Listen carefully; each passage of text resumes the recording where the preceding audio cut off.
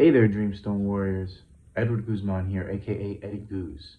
And I play the voice of Jeremy and George, also Nico, and many other characters in the Protectors of the Wood podcast. And we want to thank you for listening to our podcast and to continue joining us every week. We also want to say happy holidays, and Mocha would like to say happy holidays too. So thank you again, and have a great holiday. Stay safe. Peace. The Protectors of the Wood podcast. The destruction of our planet is becoming real life. Remember that everyone can make a difference, and every action counts. This podcast tells the story of misfit teenagers struggling to band together and help our world through this crisis. Episode number 54. Phoebe and her friends organize their plans.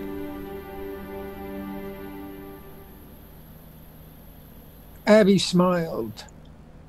I'll do everything I can to be here with you. They all looked at her in surprise and happiness. No one had expected such warmth and commitment from Abby. I feel the same way. I do too. And I think you all know how I feel. Phoebe looked at the group and let a few moments go by. Abby, since you have the most experience with these observation posts and spies, how would you suggest we all leave here tonight? We've got, let's say, 5 minutes to decide. At least one of us, probably me, has to visit Sammy by 15 minutes to 10. That's easy. They're used to seeing the boys together. And it's no surprise that they should be here, though we are very late. But still, it's really only me who makes this meeting dangerous. The three of you should just leave through the front door and go about your business. I'll sleep for a couple of hours here in the dark and slip out the back. The door will lock behind me. It's true that Phoebe's supposed to close the padlock on the inside before she leaves. She can say she forgot, or do it before Gilligan gets here in the morning. How could you possibly know that? I know you. I know you have an obsessive boss, and I look carefully at the back door. Phoebe nodded, amazed. It seems so simple when you explain it. Okay, seems like a good plan to me. But we hate to leave you here in the dark. And where will you go after midnight? It's not fair to you. Can't we do something more normal? Jeremy, can you bring us to the gas station for the night?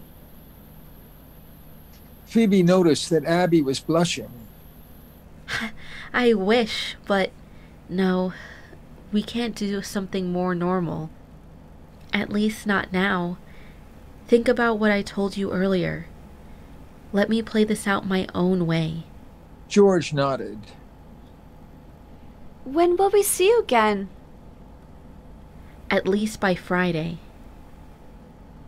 But, it's gonna be a setup, a trap. You know, like Robin Hood going to the tournament to win golden arrows. The sheriff knows he can't resist and surrounds the place with his men. Murphy is going to do the same thing. I can't just stay away from town. I'll have no life. That's what my parents did. Do you want to be like your parents? What can we say to that? And you're the escape artist. You know best. But it's 9:40, and we can't miss Sammy. We just can't. Leave Sammy to me. It's less suspicious all around if I go alone. We'll walk out together. You guys drive off, and I know what to do. They stood up and embraced. Phoebe scrambled around, throwing away containers, straightening up and turning out the lights. In 2 minutes, Phoebe, Jeremy, and George were out on the street, leaving Abby hidden in the darkness. Without wasting a second, Phoebe walked the few steps to the coffee shop and pulled on the door. It was locked. The lights were on, and she could see Sammy cleaning the grill behind the counter. She rapped on the glass, and Ellie came into view and opened the door. Hey, what's up? I gotta talk to Sammy. I'm glad you're still here. Phoebe walked to the counter. Hey, Sammy. I need 2 minutes. Hey, kiddo! Shoot! He kept on scrubbing the grill. You know, Sammy, sometimes I feel like I'm your partner, just in the way we do things and what we're trying to do. He stopped cleaning and turned to face her. Go on, I'm listening. Well, I need to talk over some things with you, but it's a little sketchy where the information comes from. I've got a little coffee left. Let me finish the grill and we'll sit down for this one. Ellie was carrying black garbage bags to the front of the store. Phoebe gave her a hand, and they brought them out to the curb. In a few minutes, Sammy had 2 mugs waiting at a small table. He thanked Ellie and sent her home. Phoebe sat down opposite him. You may not need the cream. That's breakfast mixture there. Specialty of the house. I'm honored. They sipped the thick brown liquid. Now, I want to know about anything important to me, no matter where the information comes from. Okay, here are a couple of questions. What if you knew the police would inspect this place during Friday's concert, looking for problems of all sorts? Maybe fire code violations, overcrowding, entertainment or cabaret permits, the presence of alcohol, crowds on the sidewalk, whatever. How prepared would you be? And is there anything you could do in advance to be more prepared? Or maybe you'd like to cancel or postpone the concert to avoid a trap of some sort. What do you think? Oh. He smiled at her. His old face looked pale and tired, but his eyes danced with interest. Oh, I see what you mean. I would like to know the source of all that. Well, you've become a key player in a hurry. Wasn't it just a couple of weeks ago you had nothing to do? I'm trying. Well, all right then. Let's get down to business. It's not as if I haven't thought about these problems. This week alone I've spent hundreds of dollars on lighting and electricity. Some of that's fire code stuff. I'll admit I didn't expect such a crowd last week. I know we were over capacity. 95 people is all we're allowed, and I'm sure we broke, let's say 110. I know it was a bit dangerous. Actually, I have been thinking about consulting you. Maybe we need staff on security detail for this concert. With someone at the front with a counter and a strict limit. Maybe we need a plan to keep the sidewalk from getting rowdy. Maybe we should request a police officer to stand at the door and make sure no one brings in alcohol. Something that would show everyone that we're on the level. Is this the kind of thing you have in mind? Yes, absolutely. So, you aren't interested in canceling or putting it off? No, I'm not. I'm old. The only thing I fear is not doing my best these last years, and then regretting it when it's too late. I've got nothing to lose but giving up. Let them defeat me, but I'm not going to crawl away without a fight. I know we could all do a much better job with this world, and there's no other time to try than now. It's all I've got. Okay. I'm in this with you. We're partners, and we're going to face some big problems. So we've got to talk when that happens. And right now, I've got a suggestion. Call my dad's lawyer, Mr. Windeman. He lives in Half Moon somewhere. Find out every little thing they could use to harass you. Oh, now you're giving me a clearer picture. Real enemies are going to try to shut us down, even to the point of framing us. Is that it? Yes. Okay, I'll call Windeman. I know him pretty well already. I don't like him that much, but he can help us. This is war. What else do I need to know? My soccer kids in the backyard and my referee, Lewis, opened up your backyard as part of the field today. And now, I'm wondering if we're both in violation of some ordinance. Ask Windeman about that too. And when you're done, let me bring him over to Gilligan for more consultations. The people looking to shut down the coffee shop hate the toy store just as much. Well, keep talking. I'll find staff for both the front and back doors, and anything else you need. We'll keep the numbers legal. I like the idea of requesting a patrol officer from the chief, or better yet, the man himself. That's a great idea. And if we get an outrageous crowd on the sidewalk, I'll try to move them to the backyard. They can hear the concert from there. Anything else?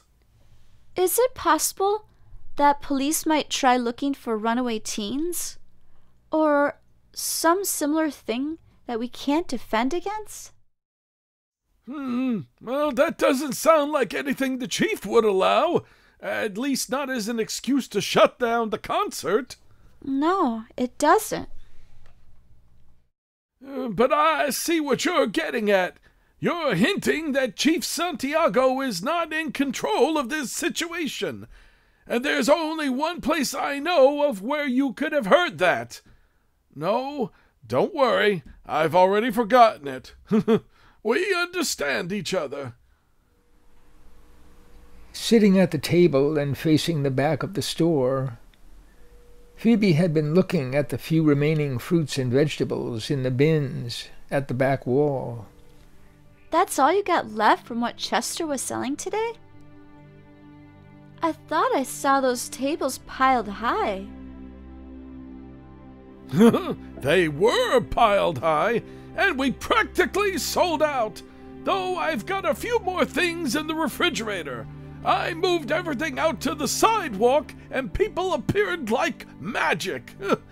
Some of them, I regret to say, might have come to town to shop at Scudder's and crossed the street to check out our superior produce. We sold more today than we normally do in a week. In fact, I'd like to borrow a few tables from you. We've got another delivery, maybe 2, coming tomorrow morning. And we've got 6 good tables in the basement, and a few more shaky ones if necessary. What time will you need them? I'm here a lot earlier than you, and these food shoppers are out before 10 o'clock. We might extend the market up the sidewalk a bit in front of the toy store. I'll get here by 9:30 tomorrow. Anything else? We better get some rest. Phoebe stood up. I don't know how you do it, Sammy. You work way more than me, and more than you used to. Well, I just get bored at home, all by myself. Besides, this kind of thing gives me energy, you know? A long, long time ago, I used to play high school football. I prepare for the game. Well, that's what I'm doing now. Sammy put the coffee cups behind the counter and began to turn out the lights. Phoebe stood by the front door. Her glance fell on a display in the front window that she hadn't noticed before. Whoa! What's this? Oh, that! He left the front window light on and stood next to Phoebe. It's sure been attracting attention. We call it the pumpkin tomato. There on the shelf at the front window sat the biggest tomato Phoebe had ever laid eyes on, displayed in all its grandeur on a white linen tablecloth over a large crate or box. It was the size of a Halloween pumpkin and colored bright orange with some greenish streaks. We've got a little contest going. The customer with the closest guess of the tomato's weight gets to take it home for free. Wow, that is really something. But, well, forgive me for asking, but isn't that a bit provocative? She felt a rush of anxiety that this question might overstep the carefully drawn boundaries in her relationship with Sammy. They both knew what questions to avoid, and now Phoebe had asked one, but she had her reasons. Sammy gave her a quick glance. I almost asked what you mean by that, but then I was afraid you'd answer. He looked her in the eye. You're right. It is a bit provocative. The thought occurred to me, but I just can't crawl anymore. I've spent years afraid to be myself. I like that tomato. I want to celebrate it. Let them attack me. They're attacking me anyway. They're attacking all of us, all the time, in 1,000 ways. Let me ask you, do they really have the power if we fight back? I know it's a real question, a real danger. I'm not sure what the answer is, but I'm gonna find out. Sammy switched off the last light, and they stepped out onto the sidewalk. He snapped the front lock. Now, don't go thinking that I'm not a very, very careful man. I intend to call that lawyer tomorrow morning early and see him as soon as he's got 15 minutes to spare. I'm going to prepare for this game like our lives depended on it. Maybe they do. Thanks, Sammy. I know you better now. Well, don't expect me to talk like this again. I don't know what got into me tonight. It's fine with me. See you in the morning.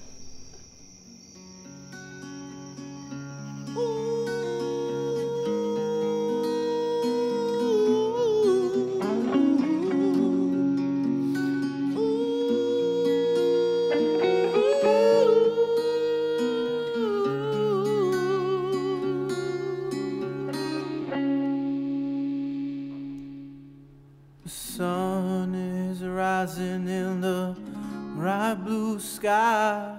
The world, I know it comes alive, and I'm feeling like the time has arrived to be what I can be. Oh, it's like thinking of universe is at my front door. To you it may be just a corner store, but I'm afraid there's more, 'cause it's a lot to me. It's a lot to me. It's a magic land, and we're all in it. Step right up and let's begin it. It's in the faces of people that we see. Father, mother, sister and brother, come outside and see one another. Don't you think together we might find a way? Find a way. 'Cause I gotta say, we can make it happen today. Oh yeah.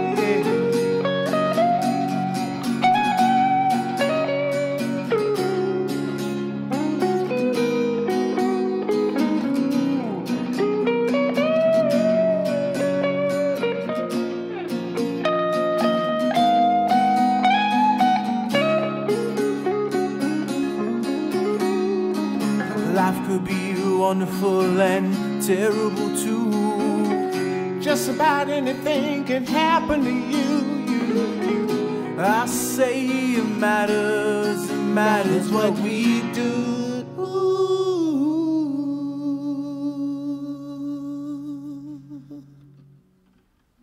Something special, how I feel. Now I finally know that it's real, it's real. And I think together we might find a way. 'Cause I gotta say, we can make it happen too. I gotta say, we can make it happen too. I gotta say, we can make it happen today. Thanks for listening to the Protectors of the Wood podcast. Find all our podcasts, songs, and projects on our website, protectorsofthewood.com.